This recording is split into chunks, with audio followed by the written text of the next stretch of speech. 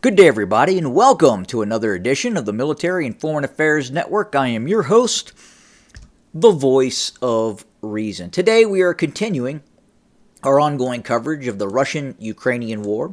Today, we have our deployment map pulled up where you can see most of Ukrainian brigade-sized deployments all across the country, and you can also see the Russian order of battle too. It gets a little bit more confusing when we look at the Russian order of battle and its unit placement as opposed to the Ukrainian side, and the Ukrainian side can be a bit confusing as well. But we'll try and make heads or tail of what we're seeing. But first, before I get started with the deployment map, we're going to have a quick look over at Lviv. Located in the far west of the country. Now, what happened in and or near Lviv is not getting a lot of press, especially here in the Western media. But apparently, over the last 48 hours, there was a Russian missile strike on a target located in and or near Lviv.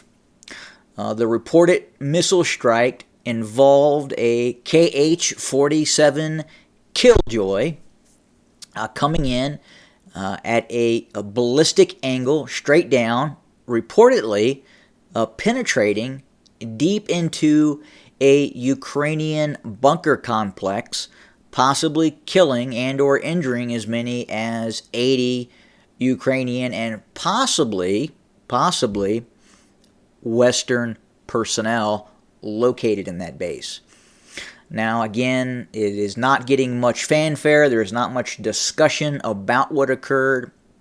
You can find limited information about it on the internet and so forth and so on. But again, we do have reports that the Russians struck a target in the far western portions of Ukraine and went after a underground bunker complex that was both used as a command and control node and a weapons storage facility, or possibly two different sites, again, that were hit in Lviv Oblasts in the far western portion of Ukraine. So I imagine, again, further into the future, after the war has ended, we may hear more about this strike. Hopefully, this does not lead to World War III with a bunch of mushroom clouds where we never find out what actually happened. But who knows? So back to the ongoing war in the east. Obviously, we're continuing to follow what is happening near Bakhmut. There has been some minor updates to some of the deployment of Ukrainian forces near Bakhmut. If you remember, at least on this map, the 1st Presidential Guards Brigade of the Ukrainian National Guard had been deployed very close to Bakhmut. That unit has now been redeployed elsewhere. It is no longer near Bakhmut. It is now located, where was it located? It's located, I believe, here it is. So this unit, the 1st Presidential Brigade Bruvy National Guard, this unit has nothing to do with actual Ukrainian presidential security. It does not guard Zelensky and really has nothing to do with that.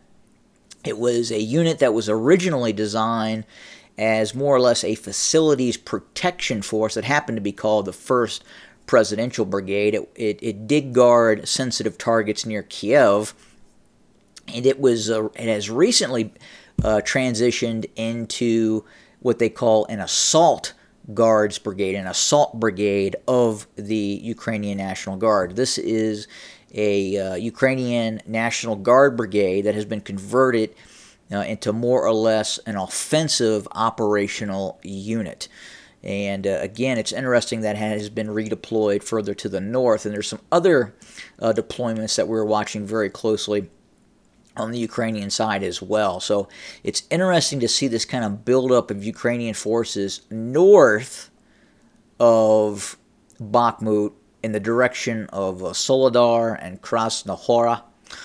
So directly to the northwest of Soledar and Krasnohora. This is kind of interesting. So you have two Ukrainian tank brigades. You have the 17th Tank Brigade, and then you have the 4th Tank Brigade. Supporting those forces as well, you have the 30th Mechanized Brigade, and then two artillery brigades operating just to the west. And then to the northeast of these tank brigades, you have this unit, the 46th Air Mobile Brigade, as well, that has been deployed in this area. So could the Ukrainians be preparing for some sort of offensive operation in the direction of Soledar? Now, at the same time, we are seeing the buildup of Russian forces as well. If you go further to the north of Soledar, north of Lysychansk, in the direction of Crimea, this area here, you see a fairly, at least that is being reported by this map, a buildup of Russian forces. So the largest Russian units involved in this buildup that could possibly be threatening to look to encircle this minor salient here, and they could attack in the direction towards Sloviansk or come down from the north to the south and looking to cut off Ukrainian forces near Seversk. But the Russian forces that are building up in this area are the 144th Motorized Division. You also have the 76th Air Assault Division. And then finally, you have elements and or the entirety of the 4th Tank Division. Now, what's interesting is the 4th Tank Division is part of the 1st Guards Tank Army. Now, we don't know if the 2nd Guards Motorized Rifle Division is involved in this buildup in this area as well. So if you have the 4th Tank Division, then you also have the 144th Motorized Division, which is actually part of the 20th Guards Combined Arms Army. So two separate army groups, 1st Guards Tank Army, 20th Guards Tank Army, with two divisions belonging to each army group in this area. Now, additionally, if you look here, you have the 237th Tank Regiment. So the 237th Tank Regiment is not an independent regiment, and it is also not part of the 4th Guards Tank Division nor the 144th Division. It's actually part, or has been part, of the 3rd Motorized Rifle Division, which is also part of the 20th Guard of the 20th Combined Arms Division, which the 144th is as well. So if you look at this, you according to this map, you have 3 Russian divisions. You have the 4th Tank, 76th Air Assault, 144th Motorized Division, and then additionally, in all probability, the 3rd Motorized Rifle Division as well. So 3, possibly 4 Russian divisions are massing in this area. So what is their objective? What are they going to do? If you look directly to their west as a bird flies, obviously there's some fairly significant terrain features near Barava.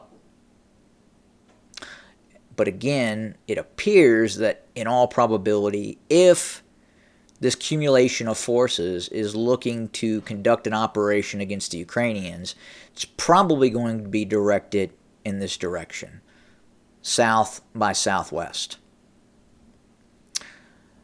So, difficult to say what's going to happen next, but at least in terms of this map we are looking at, that is what we are seeing. And then obviously there are a host of other Russian units as well, such as the 74th Motorized Brigade. That's an independent unit. 2nd Motorized Brigade. Bars Infantry Battalion. I know very little about that unit. The 208th Motorized Regiment. Obviously that's part of a divisional structure as well.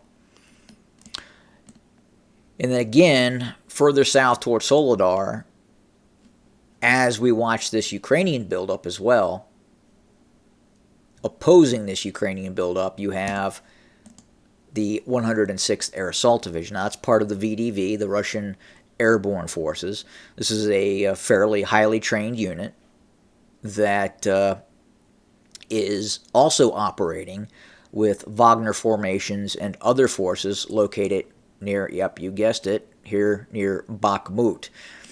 If you look at Russian formations near Bakhmut, obviously this is just a rough example of what exists here, because according to this map, it's just 3 battalion tactical groups being backed up by the 6th Cossack Motorized Rifle Regiment.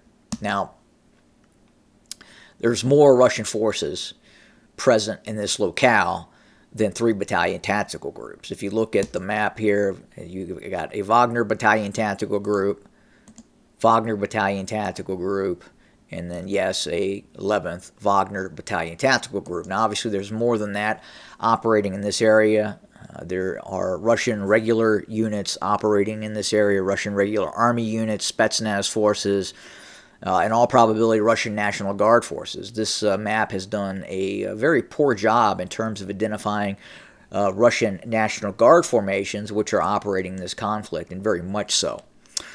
But unfortunately, not seeing a lot. And this site is just started to really try to do a better job of showing the positional locations of Russian forces. It does a very good job at locating Ukrainian units. Now, is this where the actual Ukrainians have their force position?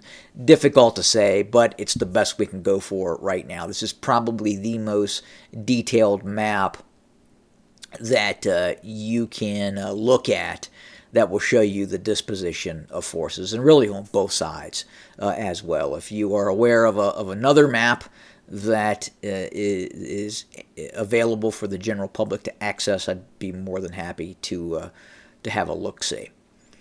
But right now, it does appear that the Donbass is going to be the locale and the continued locale of some of the most fierce fighting taking place in this conflict. Obviously, the fighting that is taking place in the Bakhmut Cauldron, as the Russians continue to pound and encircle Ukrainian forces located in this area.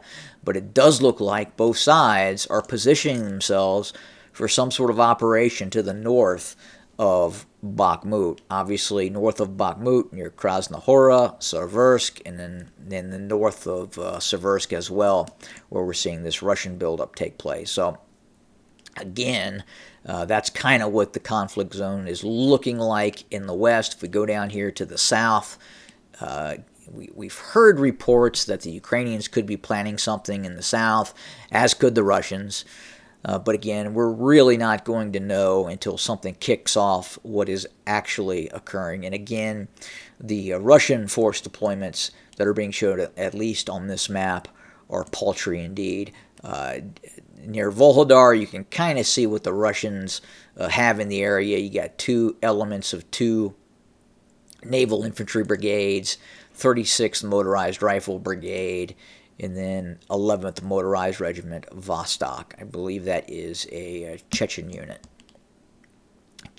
of the Chechen National Guard, which, again, generally speaking, they are not shown on this map. But if you look to the north on the Ukrainian side, you can see what the Ukrainians have positioned. Again, according to this map, essentially you have the 65th Mechanized Brigade. You have a territorial brigade based to the east of that locale. It's 110th Defense Brigade. West you have the 15th Operational Brigade of the Ukrainian National Guard. Again, these units, although they're National Guard, we're starting to see these units in some cases transition into what they call these assault brigades, where they can conduct offensive operations, and they're becoming more and more prevalent, such as the 1st quote-unquote presidential brigade further to the northeast that's actually in the Donbass. The 23rd Public Protection Brigade, again, possibility this could be converted to an assault brigade, according to the Ukrainians. Facing off against the Russians near Volhodar. The Ukrainians still control Volhodar, and then to the south you have the Russian units. You have the 68th Yager Brigade, the 109th Territorial Brigade, and the 72nd Mechanized Brigade, and then fairly significant artillery assets as well supporting the Ukrainians, the 15th Artillery Brigade and the 55th Artillery Brigade. 1st Battalion, 1st Tank Brigade. This 1st Tank Brigade is all over the place. They originally were operating near Chernihiv, and these units have been parceled out all across the theater of operations. There's still a battalion near Chernihiv. Obviously, there's a battalion tactical group that is operating to the south-southeast, well away from Chernihiv. And that is the reported current location of the headquarters and major element of the 1st Tank Brigade. But again, it's really all over the place. And then to the north of Volhodar is the 35th Marine Brigade as well. So it's interesting to see how this war continues, how it continues to take shape, and it will be interesting again as we go into the summer months. Right now in spring, it is very, very difficult. The trenches, as we continue to receive video footage, are becoming small streams and creeks, essentially, because of the high water table. And it is just very difficult to operate given the amount of mud and sludge in the area right now. But again, as this weather starts to dry up, as we continue to see Russia mobilize, I do anticipate the fighting will probably be the heaviest it's been since the start of the war once we get into the late summer months. But I hope this video has been helpful to kind of give you a situational overview of what is happening on the ground, the deployment of various forces. And thank you for joining us today. We'll have more very, very soon. And as always, have a good day.